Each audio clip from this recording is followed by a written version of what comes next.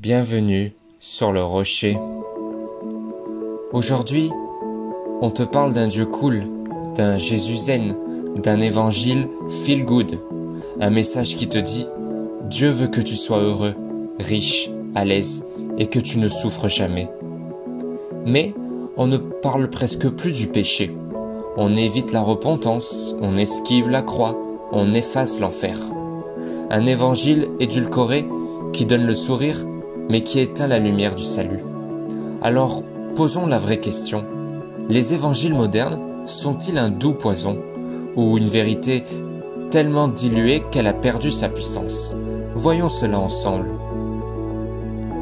Dans 2 Timothée chapitre 4 verset 3, il est dit « Car il viendra un temps où les hommes ne supporteront pas la saine doctrine, mais, ayant la démangeaison d'entendre des choses agréables, ils se donneront une foule de docteurs selon leurs propres désirs. » On ne veut plus entendre que Dieu est saint, on veut juste croire qu'il est gentil.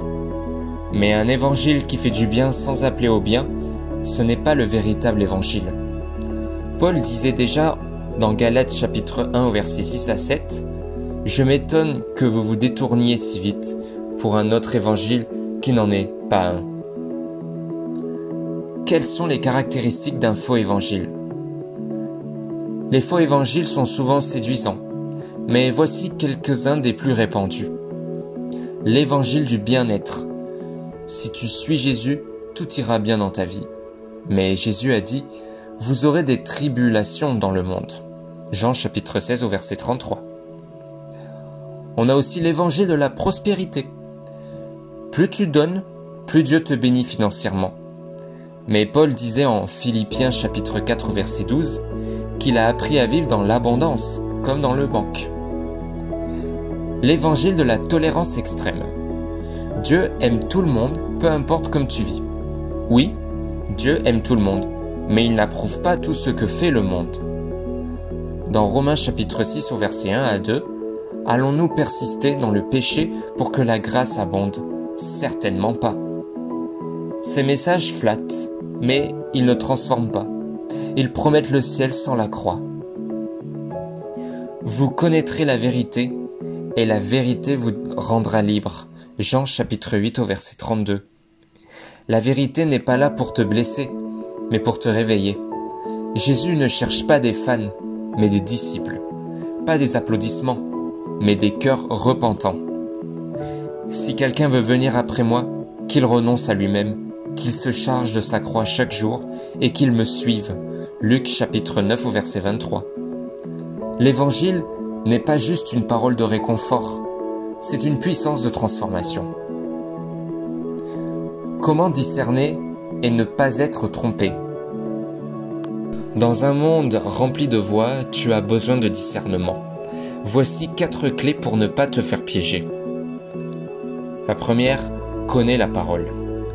Lis ta Bible, pas des résumés, pas juste des versets sur Instagram, mais toute l'écriture, y compris les passages difficiles. Vérifie toujours ce qu'on t'enseigne, même si c'est dit avec charisme, humour ou douceur. Les Béréens examinaient chaque jour les Écritures pour voir si ce qu'on leur disait était vrai, dans Actes chapitre 17 au verset 11. Cherche l'équilibre entre grâce et vérité. Jésus est plein de grâce et de vérité. Jean chapitre 1 verset 14. Pas l'un sans l'autre, les deux sont indispensables. Et enfin, prie pour un cœur qui aime la vérité, même quand elle dérange, car seule la vérité te rapproche de Dieu. Tous les messages doux ne viennent pas de Dieu, et tous les messages durs ne viennent pas du diable.